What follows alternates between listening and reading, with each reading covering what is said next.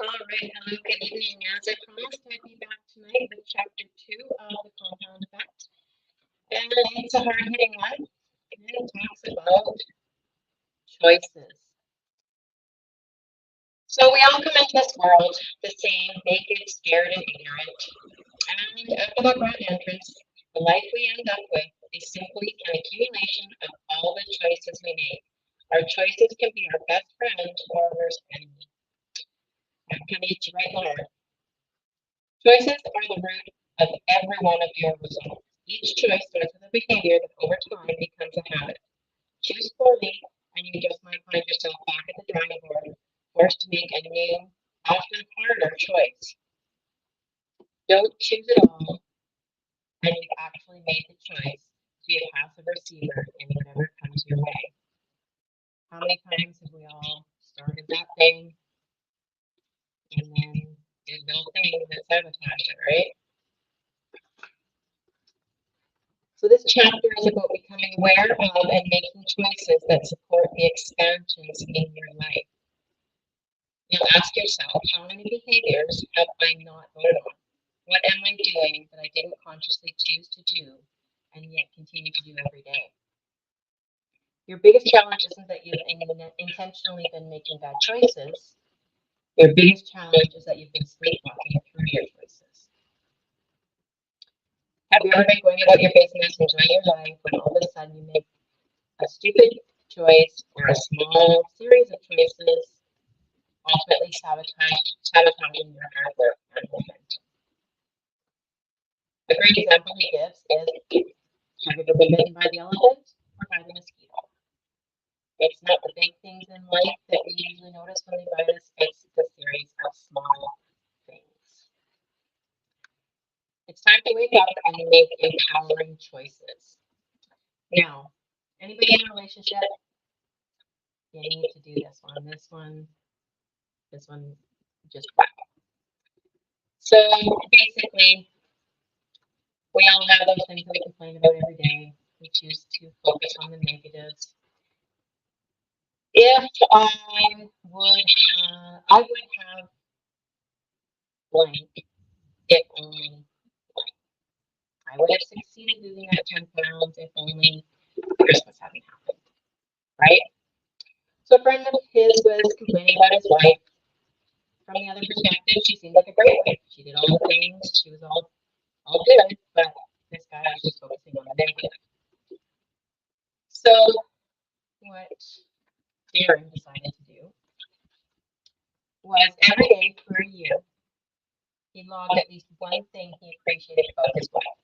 The way she interacted with her friends, how she cared for the dogs, the fresh bed she prepared, a succulent meal she whipped up, or the beautiful way she styled her hair that day, whatever, just something small.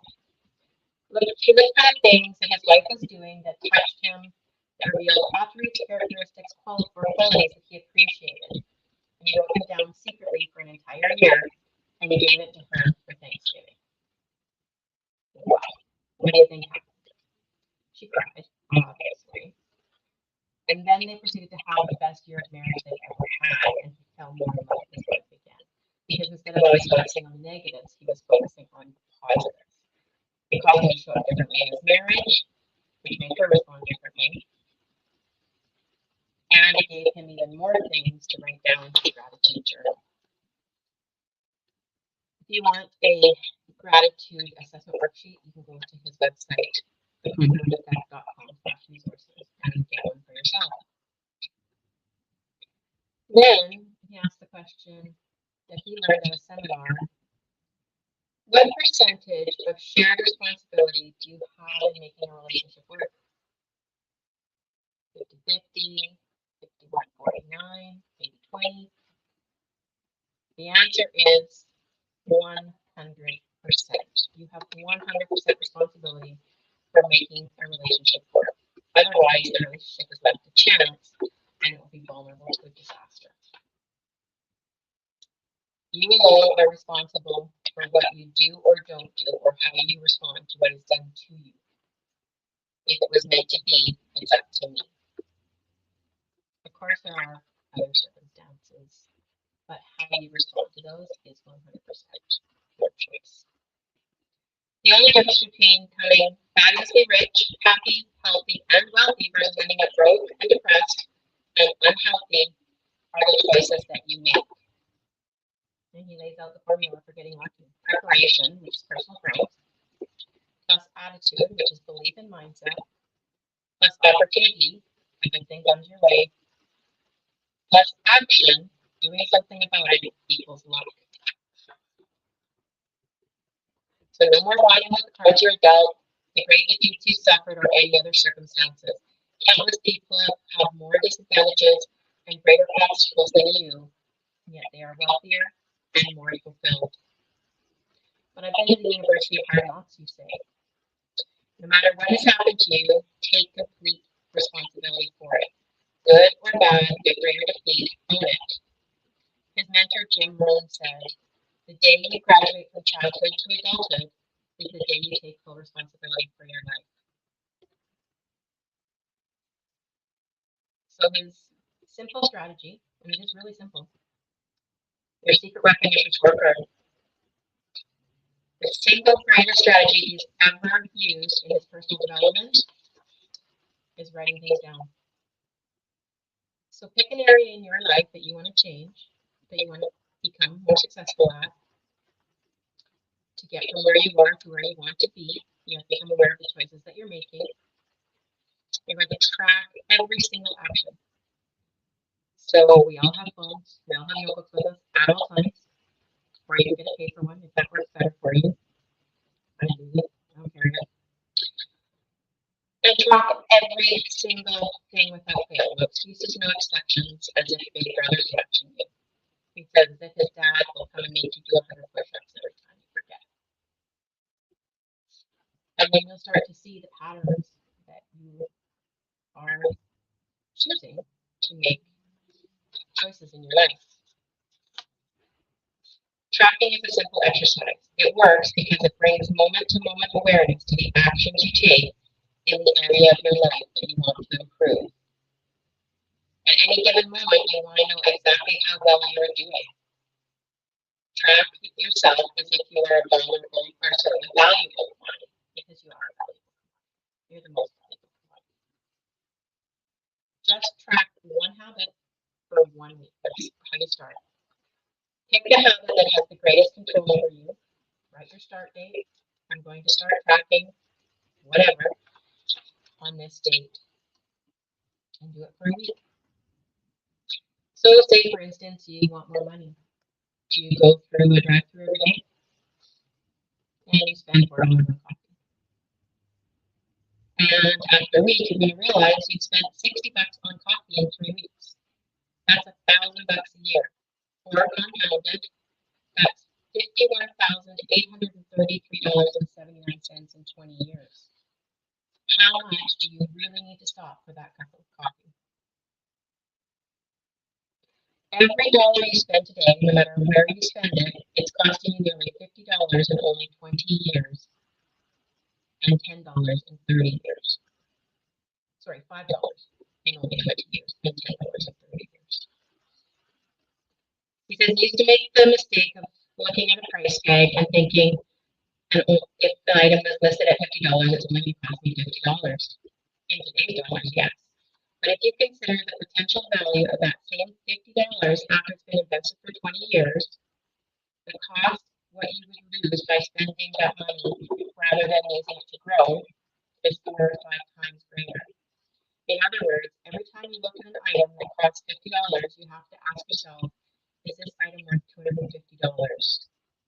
If it's worth $250 to you, then buy it.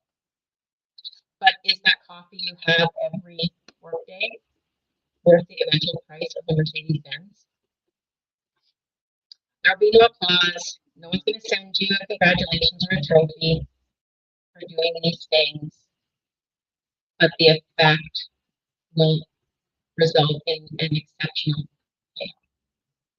It's the littlest disciplines that pay off over time, the effort and the preparation for the great triumph that happened when no one was looking. And then he just goes on to give some examples of how he's taught people how to be successful, whether it's starting to run a marathon, secretary who made $40,000 a year, who's now a multimillionaire because of some principles that he taught her.